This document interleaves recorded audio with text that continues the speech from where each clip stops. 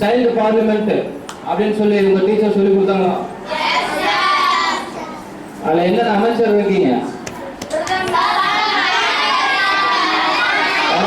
ஒருத்தர் அமைதி. நீங்க சொல்லுமா?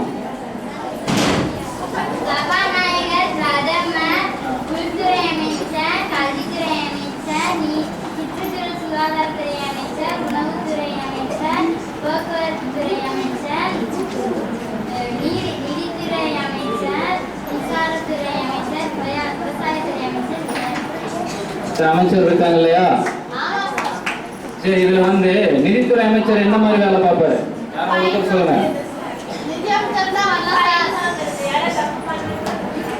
சரி, நிதி வசூல் பண்றது அவருடைய வேலை இல்லையா?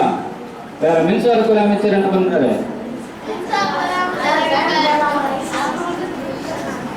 மின்சாரம் சேமிக்கிற வேலையை ஏதாவது பாக்குறாரா?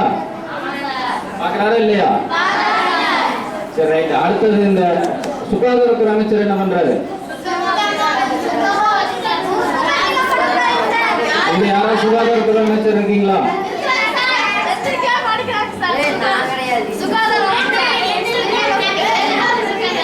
சுகாதார அமைச்சர் யாரு?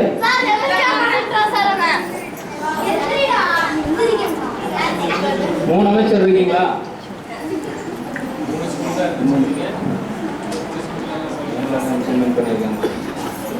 சரி, ஓகே. நீங்க எந்த மாதிரி பாக்குறீங்க சுகாதாரத்துறை அமைச்சர்களே? ஸ்கூலுக்குள்ள.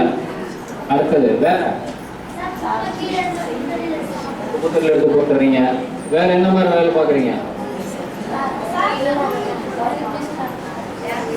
ஸ்கூல்ல எல்லாம் சுத்தமா வச்சுக்கிறீங்க. சரி, ஓகே, உட்காருங்க.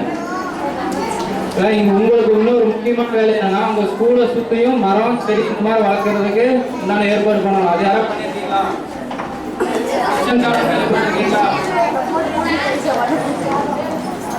அமைச்சர்கள் கிச்சன் கார்டன் கேள்வி சொல்லி கொடுக்கல உங்க டீச்சரு. ஓகே, உங்க ஸ்கூலை சுத்தியும் உங்க வீட்டின் அருகிலும் வந்து நீங்க என்ன பண்ணணும்? முடிஞ்ச அளவுக்கு உங்களால முடிஞ்ச மரங்களை நட்டி வைங்க, செடிகளை வளர்க்கணும். சரியா? ஏன்னா நம்ம ஸ்கூல்ல உங்களுக்கு ட்ரைனிங் கொடுத்து சைல்டு பார்லிமெண்ட்டை ரொம்ப கஷ்டப்பட்டு இம்ப்ளிமெண்ட் பண்ணியிருக்காங்க இல்லையா? உங்களுக்கு கொடுத்துருக்க அந்த பகுதி நேர வேலையை வந்து கரெக்டா அந்த உங்க ஸ்கூல்ல ஆகட்டும் இல்லை உங்க சுற்றுப்புற பகுதியிலையும் இதை நீங்க கடைபிடிக்கலாம். பண்ணுவீங்களா? அமைச்சர் மட்டும்தான் பண்ணுவாரா? மற்ற யாரும் பண்ண மாட்டீங்களா? சரி, இன்னைக்கு நாளைக்கு சண்டே தானே. வீட்டுல போய் என்ன பண்ண போறீங்க? காலையில இருந்து உட்காந்து சாயந்தரம் வரைக்கும் ஒரு மரத்தை வளர்த்துறீங்களா? வளர்த்துறீங்களா? சரி, அப்ப மண்டே மார்னிங் வந்து பாக்குறோம். சரி, முடிஞ்ச அளவுக்கு உங்க வீட்டில் அருகில் இருக்க மரங்களை வெட்டாத அளவுக்கு பாத்துக்குங்க.